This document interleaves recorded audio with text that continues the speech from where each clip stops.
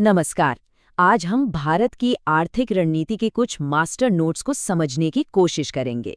ये नोट्स हमें बताते हैं कि दुनिया का सबसे बड़ा लोकतंत्र अपनी अर्थव्यवस्था को लेकर क्या सोचता है और कैसे योजना बनाता है। ये एक बहुत बड़ा सवाल है ना? और इन नोट्स में कुछ बेहद दिलचस्प जवाब छिपे हैं। तो चलिए इन नोट्स में गोता लगाते हैं और देखते हैं कि जवाब क्या मिलता है। तो आज हम दो मुख्य चीजों पर ध्यान देंगे।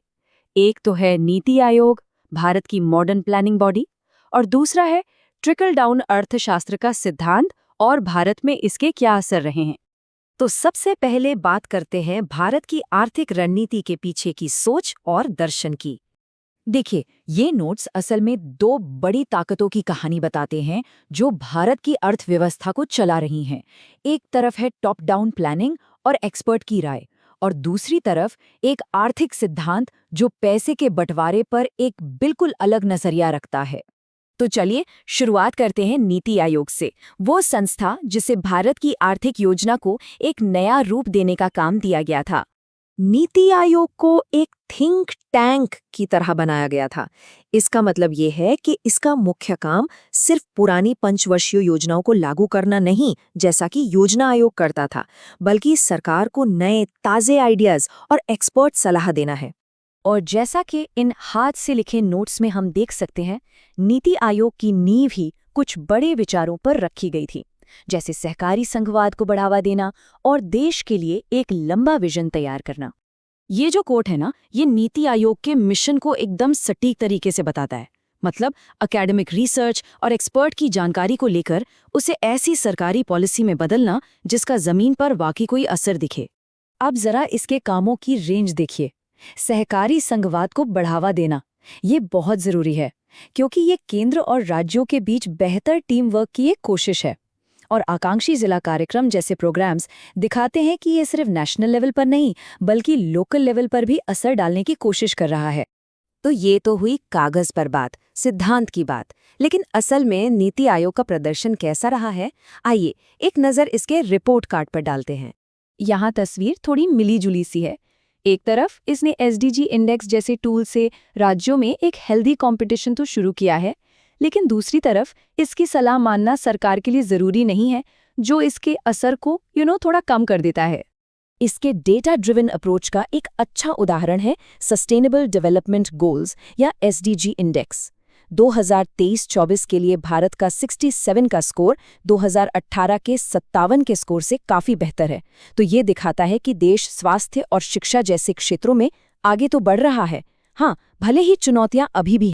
चलिए अब विषय बदलते हैं और भारत की आर्थिक रणनीति के दूसरे और शायद सबसे ज्यादा चर्चित हिस्से पर आते हैं, ट्रिकल डाउन सिद्धांत।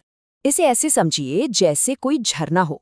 आइडिया ये है कि अगर आप सबसे ऊपर खूब सारा पानी डालेंगे, यानी पैसा, तो वो रिश्ते रिश्ते नीचे तक पहुंचेगा और सबको फायदा देगा। और ये हाथ से बना हुआ मजेदार सा चित्र जो सीधे हमारे सोर्स नोट से है, इस थियरी को बिल्कुल साफ साफ समझाता है। ऊपर से सरकार का सपोर्ट, जैसे टैक्स में छूट, और उम्मीद है कि नीचे नौकरियां पैदा होंगी। कागज पर तो ये एक बहुत ही सरल और पावरफुल आइडिया लगता है, लेकिन क्या ये असल में भारत में काम कर पाया? आइए देखते हैं कि हकीकत क्या कहती है। और यहीं पर हमें सिद्धांत और हकीकत के बीच का फासला दिखाई देता है। हाँ, इसने विदेशी निवेश तो खींचा, लेकिन इससे रोजगार विहीन वृद्धि भी हुई। मतलब अर्थव्यवस्था तो बढ़ी, पर उस हिसाब से नौकरियां नहीं बढ़ीं। पॉजिटिव साइड पर देखें तो इसमें कोई शक नहीं कि इस अप्रोच से ग्रोथ जबरदस्त हुई। 2003 से 2008 के बीच 8.4% की औसत विकास दर दुनिया में सबसे तेज थी, और इसने लाखों लोगों को गरीबी से बाहर निकालने में मदद भी की। लेकिन इस ग्रोथ की एक कीमत भी थी।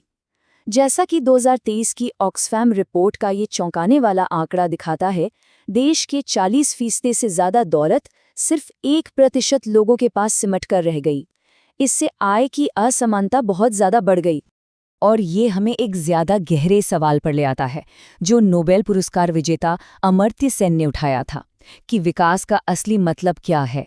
क्या ये सिर्फ जीडीपी के नंबर हैं, या फिर लोगों की आज़ादी कि वो अपनी पूरी क्षमता तक पहुंच सकें। इन नोट से लगता है कि भारत की रणनीति ने शायद पहले पर ज्यादा ध्यान दिया। यही भारत की आर्थिक कहानी का, कह सकते हैं, एक केंद्रीय तनाव है। एक तरफ तेजी से बढ़ती अर्थव्यवस्था है और दूसरी तरफ वो आम आबादी है जिसे हमेशा इसका फायदा नहीं मिलता। अगर विकास सबके लिए मौके नहीं बना रहा है तो फिर उसका असल मतलब क्या है? अब इस फासले को कम करने के लिए सरकार ने कुछ कदम उठाए हैं। मनरेगा जैसी योजनाएं जो गांव में रोजगार की गारंटी देती हैं, और डायरेक्ट बेनिफिट ट्रांसफर जो सीधे लोगों की बैंक खातों में पैसा पहुंचाता है, ये सब ट्रिकल डाउन अप्रोच की कमियों को सीधे तौर पर दूर करने की कोशिशें हैं। तो आखिर में ये नोट्स हमें एक बहुत ही जरूरी सवाल के साथ छोड़ जाते हैं। भारत जब अपने विजन 2047 की तरफ देख रहा है, तो क्या उसकी सबसे बड़ी चुनौती बड़े बड़े आर्थिक सिद्धांतों और एक ऐसी हकीकत जो सबके लिए बराबर हो के बीच सही संतुलन बनाना नहीं है?